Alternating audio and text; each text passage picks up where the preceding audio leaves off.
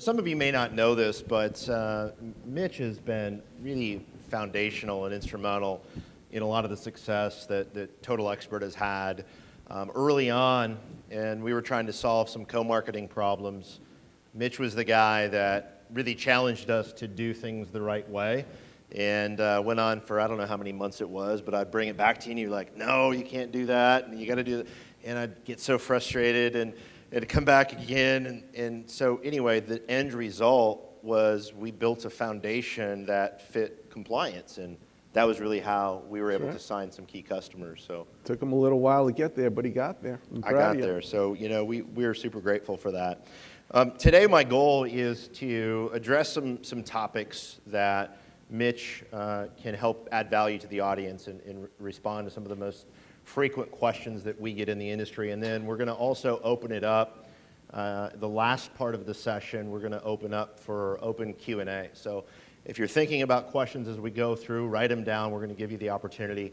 I don't know, what do you charge, about $3,000 an hour now? Yeah. So this is West Coast now.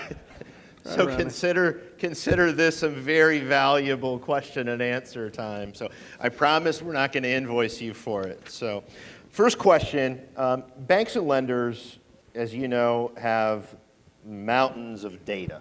Sure. And we talk about a lot about the future is all around using that data to increase the experience, improve the experience for the customer. But doing that has a lot of challenges. I'd like you to maybe share some thoughts.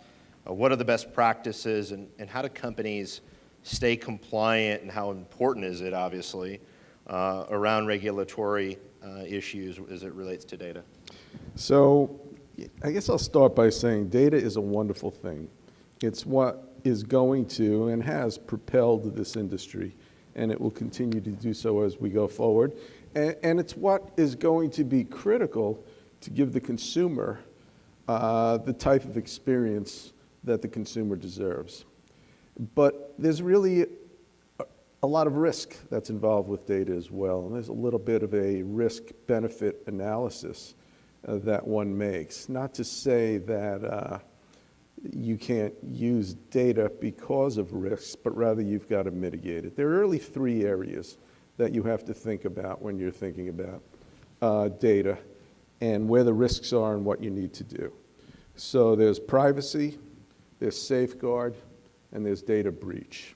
Those three areas. So on the privacy side, I mean, first and foremost, you collect data from a number of different sources: third parties, lead generators, shared CRMs, things along those particular lines. Before you can use this data, you actually need to know who collected it and what the consumer was told, because you have to match your use up to what was represented to the consumer themselves. So just because they signed one opt-in doesn't mean that it covers you. Not necessarily. Not necessarily. It depends on what that opt-in specifically went to. And I mean, sometimes you get the data and they didn't sign the opt-in for you. You're getting it from the third party. You're getting it from a lead generator themselves. So you really have to match up what the consumer's expectations are and what the promise made to the consumer was. Now, if you're a financial institution, if you're a mortgage banker, you're a financial institution. If you're a title company, you're a financial institution for those purposes, then you're subject to Gramm-Leach-Bliley. And if you're subject to Gramm-Leach-Bliley, if you're collecting that data, okay, you better give them the ability to opt out on sharing any of that data itself. And you better maintain the documentation to show that they were given that, and they otherwise permitted you to utilize that data, unless there's an exemption. So if you have to share that data in order to effectuate the transaction that the consumer wants, then you're okay. Then you can use it. So there are exceptions over there. There's FCRA as well, the Fair Credit Reporting Act.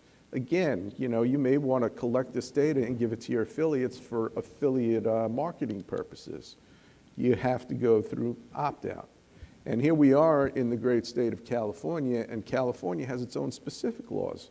And California doesn't like opt-outs, they want opt-ins. You have to sign on yourself. So that's the privacy piece of it. The second piece of it is safeguarding, and you better have good safeguarding measures in place. The first thing I would say is only collect what you need and don't collect more than you need. And you better have a system in place to get rid of it when you don't need it anymore. That's what safeguarding is all about. The FTC, the Federal Trade Commission, has a safeguarding rule. And it mandates that you study what the risk of a breach is, what might happen to this data, both internally and externally, and that you come up with a safeguarding system for that data. And those are the best practices. You've got to follow those laws. You've got to come up with those particular systems. And then finally, the part that worries me the most, which I actually think is going to be the issue of our times, because it's not going to get solved overnight. It may never get solved, and that's data breach. Yeah. Okay, data breach is data breach, and it's also cybersecurity breach. That's just one component of data breach. But data breach is disastrous, and someone talked about Equifax earlier on, and that was really, really problematic. I mean, it can literally take down a company. It can absolutely take down a company. It can take down individuals. It can harm individuals. It could leave people with loss of their life savings. It can do all of those things, and so you need to. These are best practices, and many different laws, and there are many different laws that govern this, both federal laws and state laws, require that you do a risk assessment, number one, as to what's the risk of a breach here, and that you do this periodically and you update your risk assessment. And number two, you have to have a breach incident response plan, and you have to have it in place. Now, the damages will be cut short if you have a plan like that and you have designated people. So you have to be able to identify the breach. You have to know who you have to tell, including the consumer, including local governmental authorities, and on along those particular lines.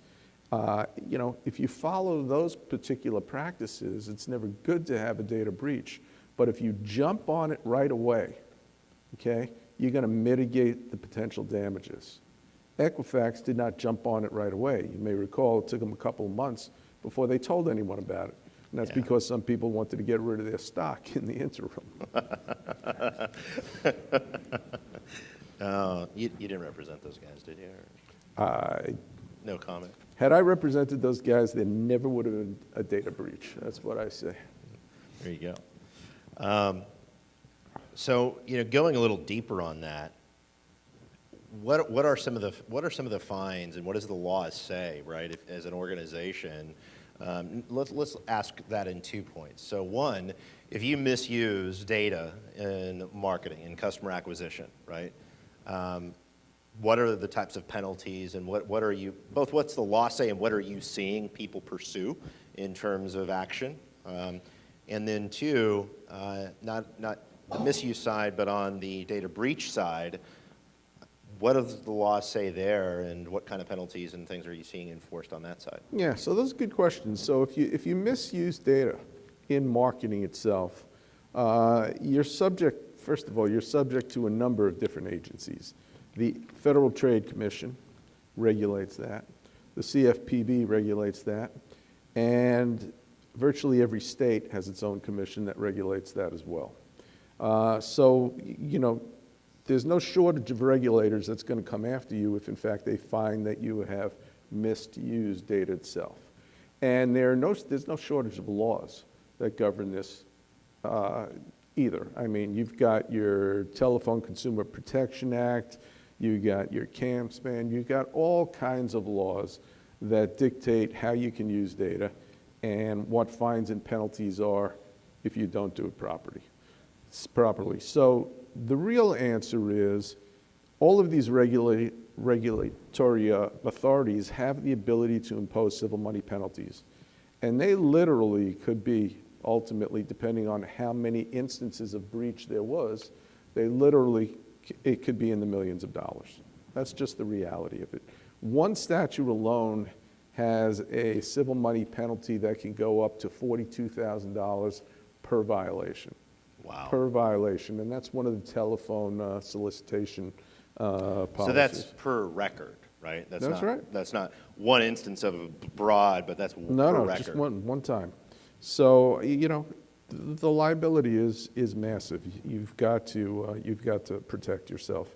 And there have been businesses literally that have been put in bankruptcy just for their practices under the Telephone Consumer Protection Act.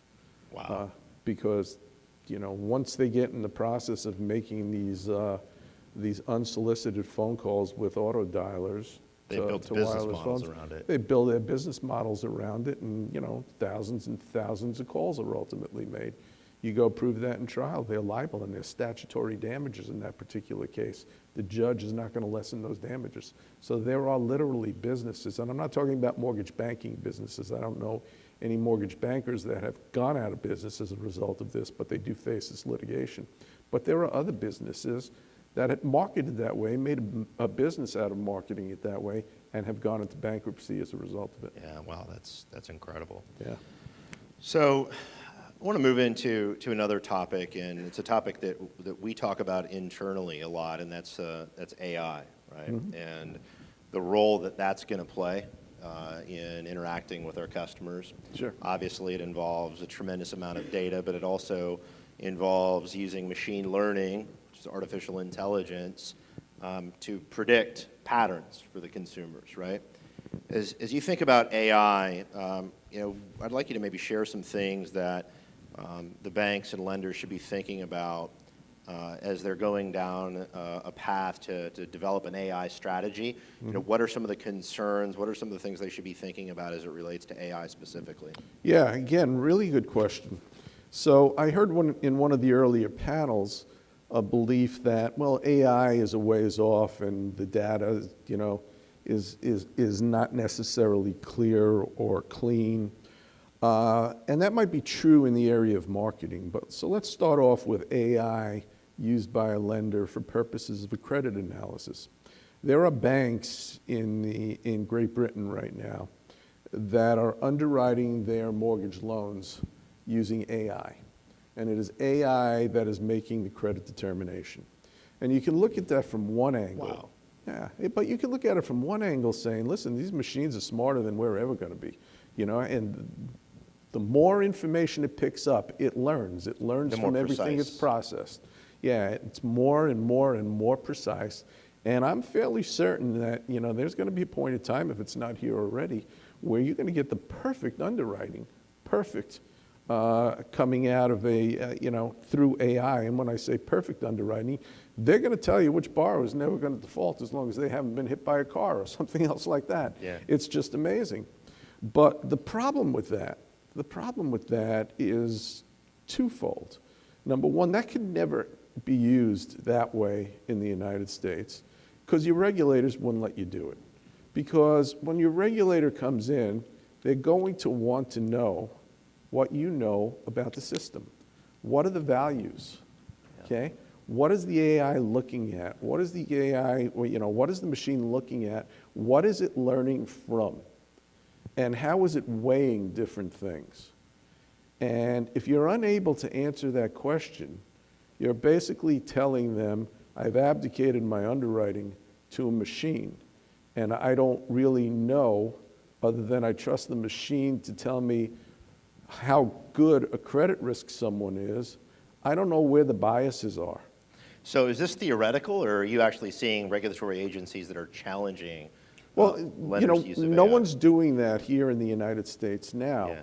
But this is what our regulators will challenge. They're using these systems in England right now. Yeah. But these are what our regulators would challenge. They would otherwise have to challenge that because there's a real fair lending concern. And the fair lending concern is obviously disparate impact. Okay? You use your machine to learn and to continue to learn for purposes of a credit analysis. They're going to tell you, where the best and where the worst credit risk is. How do you know what that's going to look like from a fair lending perspective? That's a good point. That becomes really problematic. So that's a huge risk right there. Very big risk. And that's why I don't think it's going to be used on a wholesale basis in the United States for those purposes. Now, AI in marketing, maybe it's not there yet, okay? But, you talked about how quickly we're moving through things. And we are moving through things very quickly, and my guess is that will be there pretty quickly as well. We believe so. And in some ways, it'll be amazing. It'll be amazing because artificial intelligence used in marketing, as they learn more and more about the individual or a group of individuals so they can target them that way, they can end up getting so precise and actually, tell you exactly what it is you need before you realize you need it, and you'll see it and you'll say, yes, that's mine. In some cases, the end result, we believe the end result is going to be a customer getting the loan product that they should be getting, right, based on data versus a human being sort of maybe just recommending something, but that isn't basing it on, for example, whether to do an ARM or a fixed, right? Sure. I mean, so those types of scenarios, I think, can be addressed with AI. Yeah, so that's really helpful. That's really helpful in that sense. But then you have the Fair Housing Act that says that you can't discriminate on the basis of prohibited factors, race, gender, ethnicity, and things of that sort. And you saw what happened with Facebook, okay? This was the first time the government went after the provider, okay? They weren't the advertiser, they were just the vehicle for the advertising, but they helped pinpoint where the marketing will go at the request of the party that wanted to market, right? Yeah. So think of that in terms of AI and think of who potentially is going to get excluded. The more you can narrow it down to specific individuals and what their particular needs are and market those just to them, okay? Who are you otherwise excluding? That's the Facebook case. Who are they excluding? They were excluding people on the basis of race, okay? There are ads that you see right now, home builders, take out ads really based towards like ethnic communities. You may be, a retired individual from South Korea. And it might be that there's an over 55 community that has a number of retired individuals from South Korea. And that community goes to a Facebook or someone else and says, I want my ads to go to that particular group of people. Yeah. Okay? That's great.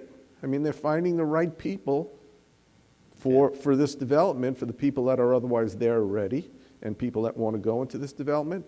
But under our fair housing laws, they've just violated the law by doing that because they're excluding others. Really, the law needs to catch up almost, so to speak, because the law needs to address technology. Yeah. Right now, the biggest issue that you will find across the board, not just on AI, but in technology and lending, is technology is moving really, really, really quickly, and the laws that we're dealing with are 40, 50 years old. Yeah. Sometimes even older than that. And you don't see any effort out there at this stage to reconcile those two things. So how do you weigh the risk, right? Because in one case, it doesn't make sense that you'd be prohibited from, because you're not trying to harm anybody, right? In some cases, right? Or at least you'd like to think so. How do you weigh the risk of, let's use that scenario. I want to target a neighborhood or a specific group of people. How do I weigh the risk from a regulatory standpoint? I mean, do you kind of wait and see what happens from an enforcement standpoint, or? No, I don't think so. Your premise that you're not trying to harm anyone, I think is true in that I don't think there's any intent to discriminate. But our nation's fair housing laws say we're not segregating people out, okay? And everyone's going to get equal opportunity. And when you use AI or marketing along the lines that we were just talking about, that becomes problematic. And that can, in and of itself, be defined as harm. Yeah, so let me unpack this just a little bit more because this is a fascinating topic.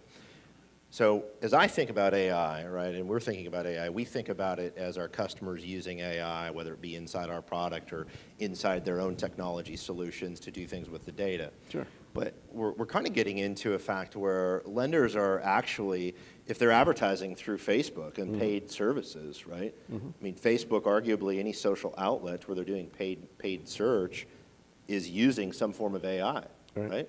Right. And so do they have potential exposure there? Well, they need to know what it is. That's the point. And that's exactly what happened with AI. Yeah. You need to know what Facebook is utilizing, and you need to make sure that there are no prohibitive factors that are being used in that analysis. It's no different with any other laws. Listen, in the area of RESPA, okay, no one shall give and no one shall accept, the referral of a settlement service business other than, in exchange for a thing of value, right? So what do I do when I defend? I had a huge case, so I wanted to go find myself the best marketing specialist in the country that I could find to defend this particular case. And I did. He happened to be a graduate school professor at the University of Virginia Business School. Knows more about marketing than you can ever imagine. Sat down with him, and I had my first meeting with him, and he educated me about marketing, and I educated him about how many different ways he was giving me valuations that violated RESPA itself. Because he was taking valuations for the most part based on success, based on how much business they actually closed on.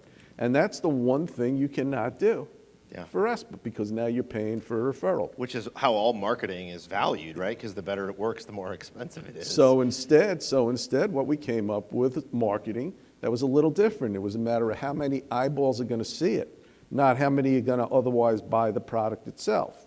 And an alternative to that would be, okay, if I were marketing in a different medium, okay, and reaching the same amount of people, okay, what would that otherwise have cost me? So we came up with different ways of marketing it, but we threw out the prevalent way of marketing, valuing marketing, and that is how successful was it? Thinking outside the box. So it's the same thing, and we're going to have to do that with all of these particular laws. We did that from a RESPA perspective. We're going to have to do that with everything. So because the laws are imperfect, we're going to have to do things like that as this and evolves. you work your way around them. Yeah, that's exactly really interesting. Right. Really interesting. Yep. So I want to move into the topic, and this is where our relationship started, and that's around co-marketing. But I don't just want to talk about co-marketing between, say, an agent and a loan officer, which we can talk about that a little bit. But I also want to talk about maybe a more important topic particularly for banks is marketing with professionals inside their own companies in order to cross-sell other products. And so I'd maybe like you to share some of the best practices. Let's say I'm a bank, I'm a large bank. What are some of the things and I guess best practices or concerns that they should be thinking about as they're trying to utilize that initial customer that they've acquired through this channel or this product and expand them, say, into other accounts? And Sure. I don't want to pick on Wells Fargo, but they obviously abused that and went outside and essentially did it without people's knowledge. But if you're going to do it legally... Yeah, I was going to say they didn't necessarily send the people to another account. They just signed them up for these accounts. So we're going to assume that everybody's not going to do that. No, it's a good question. So you're talking about it internally, and I don't really view that so much as marketing as more as cross-selling. That's what they're doing. And so what do they have to do? So your biggest issue in cross-selling from that perspective is going to be a UDAP issue. Is the person that's cross-selling, do they actually know what they're talking about? Or are they making representations that are inflated, that they shouldn't otherwise be making? Can you give us some examples?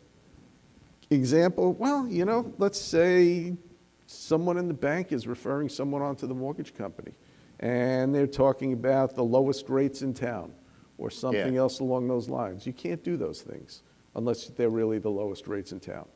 That type of a thing. They have to know. So you got to tighten down what's being communicated. You really have to tighten down what's being communicated so that you don't run the risk of some type of a deceptive practice. The consumer needs to know and understand that's what's really happening is an internal referral. It's okay to have an internal referral because it's all the same company, right? Mm-hmm. I mean, if you're referring on to an affiliated company, you've got to give the affiliated business disclosure. Of course. So you'd have to go through that. But if it's within the same bank, let's say, that's fine. The consumer needs to know and understand what your role is and where you're sending them and that you're not a part of that. You're simply making that recommendation. How important is it? Sending them on to that. How important is it for those banks to document that that is in fact happening, or that they have best practices around Well, it? it's important for them to have policies and procedures that lay out how it can be done. Yeah. Sometimes it's important for them to have actual scripts that lay out how that can be done as well. So the more specific you can get around that stuff. The much better you are. You've got to get your arms around it because you otherwise don't know what's being said.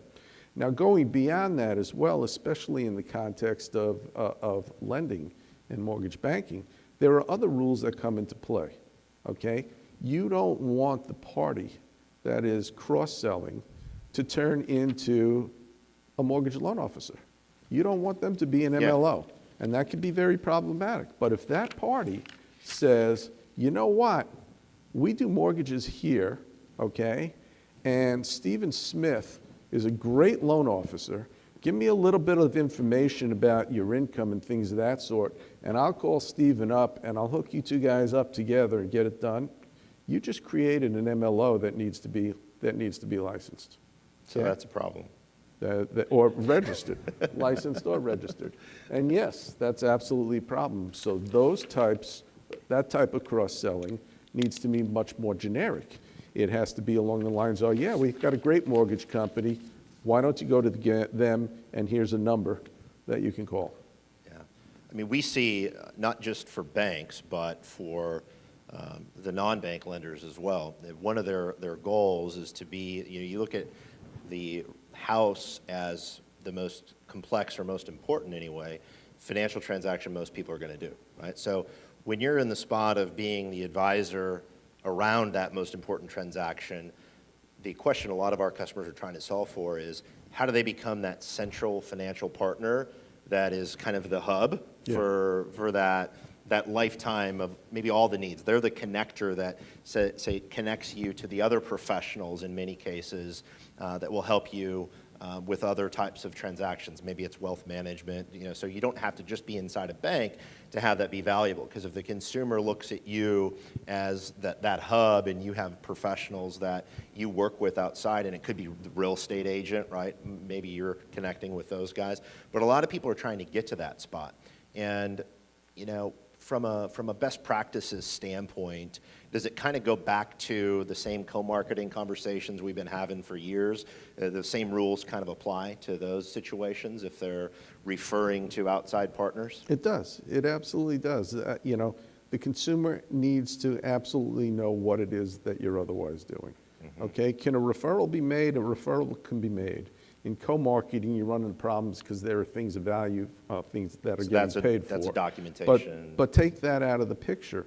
The model of having this hub and having this individual over there that has that customer relationship, being able to help that customer in all other areas and send them around the bank is a great model. That's where everyone wants to be, and it absolutely can be done. But it's more in educational. It's personal. It's what we heard today. It's more about your personal relations. It's about listening to what their needs are. It's about telling them what's available in the bank itself and educating them as to the place that this place where you happen to be employed, provides all of these different services. That's what it is. Yeah, it was interesting to me as we started going deeper into working with some of our bank customers, just how many scenarios there are to where somebody in the bank from one of the lines of business can be looking at a customer and they don't even have the ability to look in a simple way to look and see what other types of products could help that customer. Right? Like that's a huge initiative for a lot of companies, and we're seeing people take that pretty seriously right now. As well they should. Yeah. There's a lot of data out there that can be looked at and that should be looked at that is beneficial not just to the bank but to the consumer. All right. So getting on here to the next one. So we talked a lot about personalization, and we talked a little bit about personal branding inside an enterprise, right? You've got these great companies that have phenomenal brands that have spent years and millions of dollars developing these great brands, and now they want to try to integrate that with the individual professional who is all about their own personal brand. Can you share some thoughts around the compliance aspects of allowing a loan officer or professional to brand alongside that company? Like, what are some of the things we have to be concerned about? So the first thing I tell my clients about this is don't do it. Okay? I mean, you're building a business. You're not supposed to say that, Mitch. I'm just kidding. You are building a business, and loan officers want to be able to brand themselves, and now they want to be able to brand themselves and their particular group. And the model that you have there is on the real estate side, but there's a big difference there. Okay, real estate agents are in fact independent contractors. Yep. Okay. So when they brand themselves and then when they brand their group, there isn't any type of a mistake or a misrepresentation that someone could claim against them. I've seen situations where loan officers and loan officer groups branding themselves, okay, have the complete appearance that that's all there is, okay? And that is very deceptive. Of and course. That can create problems along those particular lines. That is very, very problematic. And loan officers are W-2 employees. So it's deceptive even without, something being completely egregious about the way it's done. You don't want your consumer to not understand that these people are employees of the bank. The reason why I tell people not to do it, by the way, doesn't really have anything to do with the law.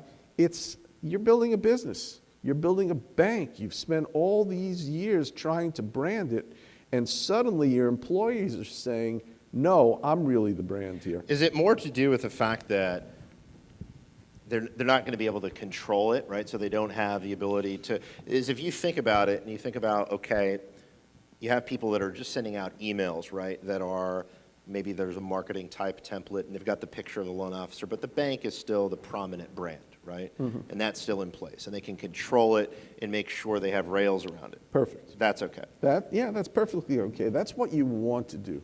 You want your employees to be the face of the bank, but you want your customers, you want your consumers, okay, to have that bank loyalty. Of course. If your employees, if your LOs out there and their groups are all about just themselves. They're putting their name as the top heading. And that's where the loyalty is going. Some people don't even realize what company they're doing business with. So you have to think about it from, if you're going to do it the right way, the entity, the bank or mortgage company, has to be the more prominent well, it has logo. to be. Yeah. Has to be. And then you have to think about other things. So if an LO or a group of LOs are doing things in their own name, so now you got yourself a DBA. They're doing business in that name, which is why you really have to centralize, whatever's going on there if you're going to allow branding, because then you need to know how to handle the DBA. So you have to have brand governance and marketing governance in place to make sure, 100%. So the DBA piece, that brings me to our next question. So this is a challenge a lot of our customers are having right now. They're managing multiple DBAs throughout the organization. They're looking at acquisitions who are maybe going to become DBAs, and you sort of answered it, but I'll maybe expand on it a little bit, is what are the best practices and what are sort of the checklist of things they need to be concerned about as it relates specifically to DBAs? Well, first of all, they need to know what the law of the particular state is. There aren't many, but there are some states that will only allow you to have one DBA. There are a couple that will allow you to have two DBAs and a couple that are unlimited. But if you have a DBA, generally, for most states, if not all of them, you have to register the name of it at the Secretary of State, just as if you were registering the name of a corporation there. There are some states, there are some regulators that require a different license or a different registration for each DBA. New York is one of those states, okay? And if you just put a different address on the website, New York will say that's a different license as well. So first and foremost, there's a lot out there with DBAs, but they need to be centralized. Compliance has to be in the middle of that because the rules are going to be different all over the country itself. And you should have one entity or one group that's going to know what those laws are, that is going to, in fact, be the entity that registers those particular DBAs. But the other piece of it is you should have a policy as to when you're going to have a DBA and when you're not. So, many companies that may have been simply a retail company want to open up a consumer direct channel and they want to differentiate it a little bit, so they have a DBA for that. Fine. That makes all the sense in the world. The question is, and it ties right into our discussion about LOs. Do you really want to have, if you have 500 LOs, do you really want to have, 350 different DBAs because each LO thinks that, it's their team? Yeah, that goes to your point. That matters and nothing else. So it becomes very problematic that way. But, the best practice is to, set up the rules for what you're going to allow for DBA, what you're not going to do. Don't allow anyone out in the field to just create a DBA for themselves. Have a practice whereby they come in and they apply with the company itself for the DBA, and it's taken care of there. And there are fees that are going to have to be paid on an annual basis and things of that sort too. And so, you really want to have that centralized. This is really good topics and good points. So I got several more questions, but I'm going to ask one more question, and then I want to turn it over to the audience here so we make sure and get through a lot of questions with the audience. And then if we run through all the questions, I'll come back to the last few. But one more before I go. So a lot of people, particularly inside these organizations, inside the lenders, banks, mortgage companies, their people are hugely active or at least want to be active in social media. Sure. And so how do you advise your clients around their salespeople, loan officers, relationship managers? How do you set that up for success? How do you have a social media policy that makes sense? Great question. Social media is really, really important. It's an integral part of any company's marketing today. The best practices are you pull it inward. In other words, you set up social media sites for them. Mm-hmm. You create as much of the content as you possibly can that's acceptable to you, and you let them use that particular content. That's how you really want to handle social media. That's how you get your arms around what's going on out there and yet satisfy the need of your loan officers to get ahead that way. You also need to get a third-party company that's going to monitor social media to see what's going on, just to pick it up. Because when both from a state examination purpose and from a federal examination purpose, before they come into your shop, they have already looked through They've scoured everything. They have scoured everything, and they know everything that's out there, and they know which of your loan officers are making what representations. So, social media is marketing. All of the very same marketing rules that apply to anything else apply to it in a social media context. So you've got to educate as well. But the best thing to do is control it centrally. Control as much as you can, yeah. Yep. So the one question we hear a lot of is, I've got 1,000 loan officers across the country, and I've got a huge group of those people that they want to be able to take a picture out in the local community at an event, or they want to be able to take a picture with their client at the closing table, and they want to post that. Any problem with that, and how do you do it at scale? So, taking a picture with your client at the closing table and posting it, I think is fine, as long as companies are okay with that. I think companies should set their own policies. I don't have a problem with them doing that. So if you give them a framework and a policy to do it, you're okay with it? And they're doing it in the context of the work. So you want their NMLS number on it. You want the licensing information there, and let them do it. Absolutely. Very good advice. So my team, hopefully we got a mic here, and we're going to start taking questions. And I know I got one in the back there, but lights are in my eyes. Yeah, so. It's hard to see.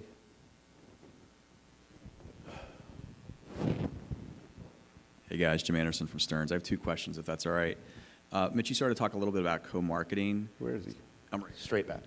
Oh, okay. So Sorry, go ahead. a little bit about co-marketing.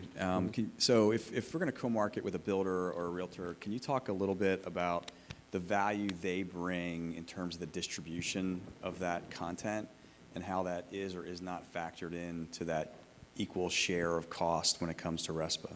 Because what I've seen is it seems like it costs X to create the flyer or the systems that are retained, but it's discounting the fact that builder has spent X in advertising to drive consumers to that content. I think I know one of the things I want to clarify that you're asking. So are you essentially asking, does the cost of them distributing it offset the cost to create it? Is that where you're going? Yeah, or is the cost to distribute it far outweigh the cost of creating it? Well, I can't answer the question as to whether or not the cost to distribute far outweighs the cost of creating it. I will say this. If you're alluding to the cost to distribute it by other advertising that they otherwise provide, you're not going to be able to include it in this particular ad. Okay? What you can do, in terms of this advertising, you can't include their referrals or their own separate advertising for it, but you look at this advertising piece, okay, and everyone has to pay their pro rata share for this advertising piece, and that could contain many different components, including distribution. Who's distributing the piece? And what is the cost of that distribution? That's the question. There's no reason why that cannot get taken into account, just as the cost of creation is taken into account. But if by distribution you mean simply that they're otherwise advertising so the consumers know to come get this, that's not gonna fly. Expand on that just a little bit. I want to make sure I understand that last Well, part. I'm just, I'm talking off of something that I heard you say, and that is, well, the builder's doing so much, and the builder's really the party that's sending the business in to this particular joint venture, and it's doing it by advertising its joint venture, right? Or advertising this relationship or something else along this line, or co-marketing. It's advertising it. Well, that's an advertisement that has to be valued properly, okay? And if it's co-marketing, if two parties are advertising on that, great. Someone's got to, you're going to split it up on pro rata share and everything else along those lines. But if what you're suggesting is the lender is creating the marketing piece itself, and the builder or the realtor is opening the door and saying, hey, you can lay it out in my, in my model home, or that's not the same. That is not a cost that you would attribute to the marketing piece that was created. All right. Second question goes to in-language marketing versus informational pieces, and the whole question of what can you advertise and, say, use Spanish as an example versus informational content. What's your feeling in that regard? Say that one more time. I want to make sure I understand your question. So I'm asking in terms of distributing marketing materials, the way it's been explained to me is you can't market in a language that you're not originating and disclosing, taking someone the full purchase funnel. And what's the difference between informational content versus marketing advertising? How do you advise your clients there? So if you are going to simply market a company, and there is a difference, okay? The rule basically is you cannot start the process, the lending process, the origination process in one language, okay? Unless you're prepared to follow through all the way in that particular language. That is the rule that you're alluding to. You can't start it off. So you can't have them come in, you can't have them pre-qualify, you can't take the application or do anything like that in one language unless you're prepared to go through the entire transaction in that language, okay? I think what you're asking is compare that to marketing. So can I go out and take an ad out in a Hispanic newspaper or even on a website that is in Spanish and is marketing my company? And the answer to that is typically yes, as long as you represent in that ad that the process will be done in English, if that's what's going to happen. Okay? Does that answer it? Okay. I guess so. So we spoke a little bit ago about DBAs, and we also talked about the concept of teams kind of being the face of a company. Mm-hmm. So we often struggle with what is the demarcation point between marketing a team name, a team group of the company name. When does that become a DBA? What are the the markers that you have to make sure that you're looking for so that you don't accidentally get into the need to register a DBA? It's easy, actually. If you hold your team or individual name out to the public as a team, if you hold yourself out to the public in that way, you're a DBA as doing business. Okay?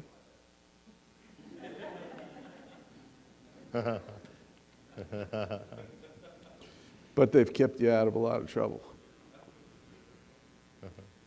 All right, next question. We got one right there.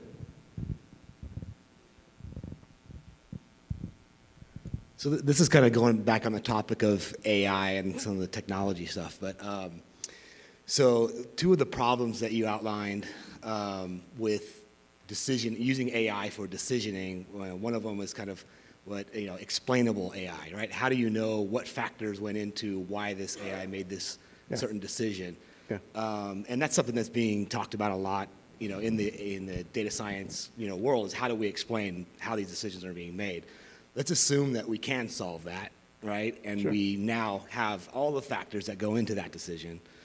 If we solve that and then remove those biases, right? Figure out a way to make sure that there is no, race biases in there. Is there any other kind of insight or thought? And this is all theoretical at this point, right? Sure. But what other things should we watch for? I mean, let's say I created a model that could do that. So you have to watch for the end result.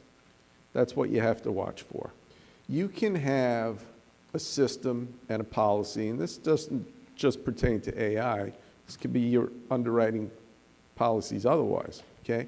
You can have a completely facially neutral policy and apply it the same way to everyone across the board. But if at the end of the day, you run a regression analysis and you find, for example, that African Americans are being rejected at a much higher rate, okay? Or that a minority group is paying higher on average than a non-protected group, you're going to have a problem. Now, it'll be a disparate impacts problem because we already established that everything was facially neutral and everyone else was treated the same way. It will be a disparate impact problem.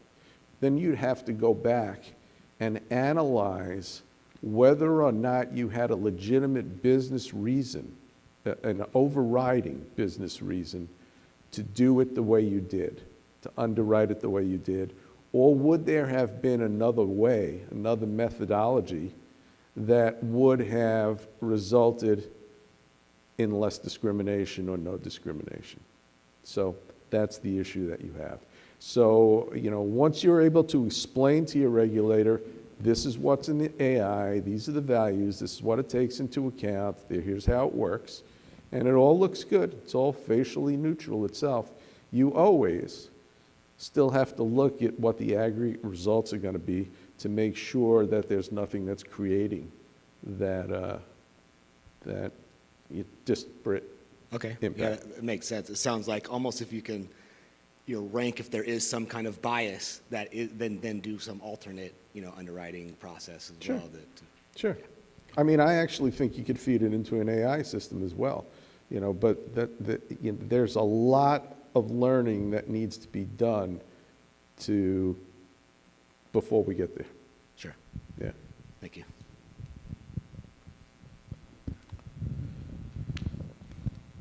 Other questions? Okay. I don't need a microphone, I got a big mouth.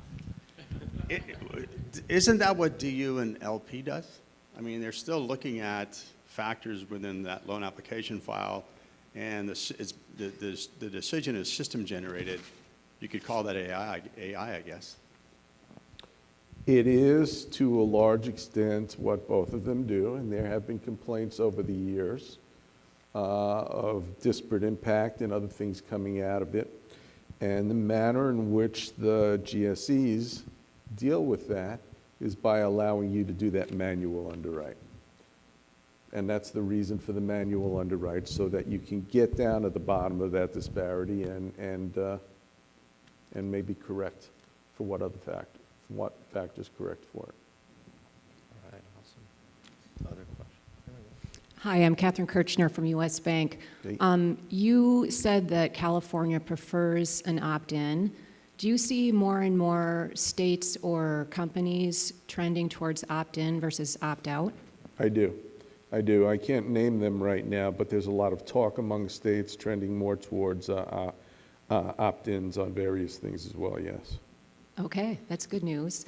So California is one of the states. I think for some reason, Connecticut may be a state like that as well. There are some others, and you hear more about it, yep. Okay, good. I have another question, too. In terms of cross-selling, you talked about making sure that the right person is talking about the right products. So what about a situation where a customer applies for a mortgage, but they might want to open other bank products, and that customer information is sent to another area should that customer want to open other products? Right. So what is your stance on sharing customer information internally? Well, I think you need to ask the customer information is in the same place. It's not being sent to an affiliate. It's within the same bank itself is what you're saying. And so it's not even a matter of affiliate sharing here. And it depends on whether or not, it depends on what approval you have from the customer. And you are collecting information that you need to effectuate a customer's transaction. That's what you're collecting, right?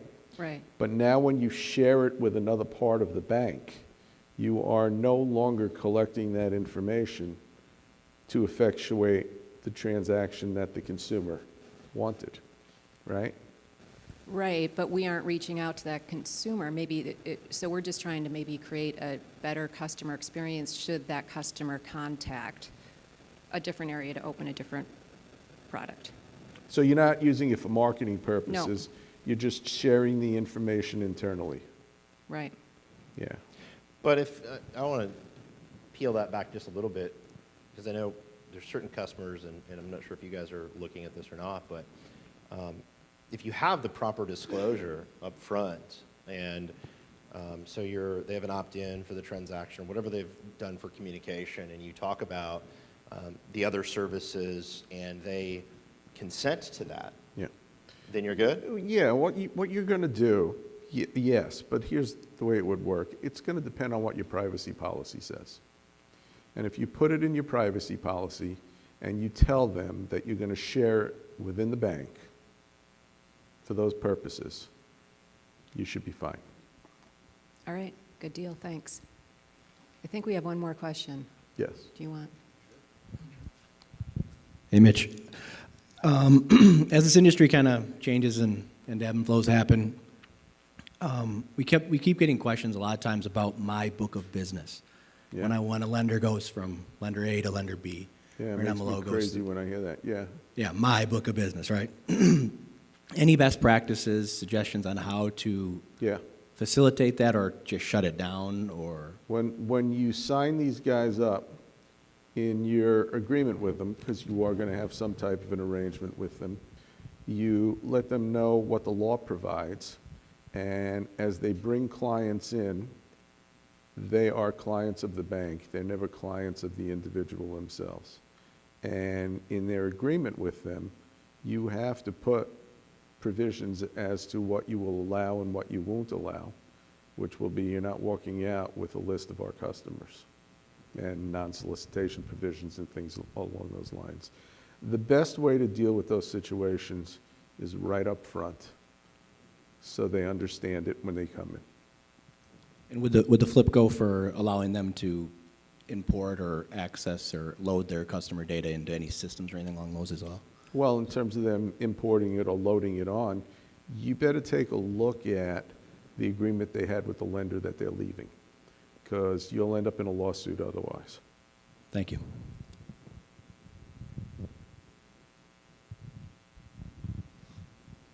I want to piggyback off that. Is there a limitation to the data? that can be, like, is there a certain amount of data that is just prohibited? And if you can bring data over, what data would be applicable? Well, you know, the data belongs to the financial institution. Even though some of these guys may think they're their own team and their own entity, by law, the data belongs to the financial institution itself. And so typically the answer is they cannot take that data over, okay, unless the consumer consents with their taking that data over. That's typically the way that's going to work. All right. How are we doing on time, Mags? And there are a lot of lawsuits about this amongst companies, much? not with consumers, but amongst companies themselves. So Mitch, a follow-up to that.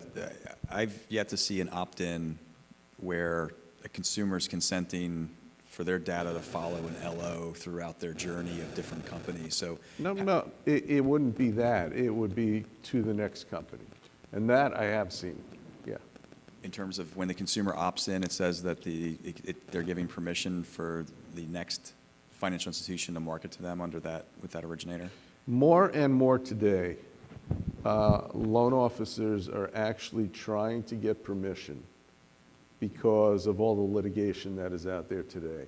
It's not broad permission that I've seen that says your data will always belong with me and come with me every place I go, but it will be, I'm moving over to this bank, can I take your information with me? Do I have permission for that? So they're doing it on a one-off basis to where they're With, you know, with their customer set, yeah.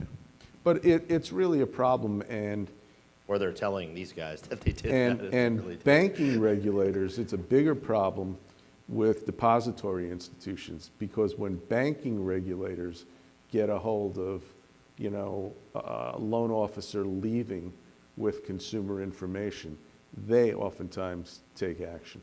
They'll go after that loan officer itself. And I've seen situations where banking regulators have thrown loan officers out of the business completely for taking information with them. Is there any provisions kind of along those same lines having to do with getting just public record data and being able to bring that to another company? Well, if it's publicly available information, you can take that with you. That's publicly available information.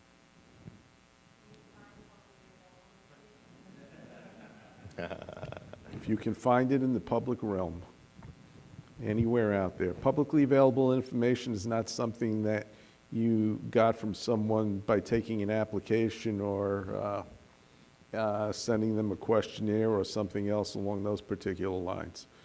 But, you know, addresses tend to be publicly available, they're listed, things along those lines. All right, I think maybe we've got time for, if there's any last minute questions, otherwise I think are we right on time? A couple minutes, all right. All right, one There's more. one back there.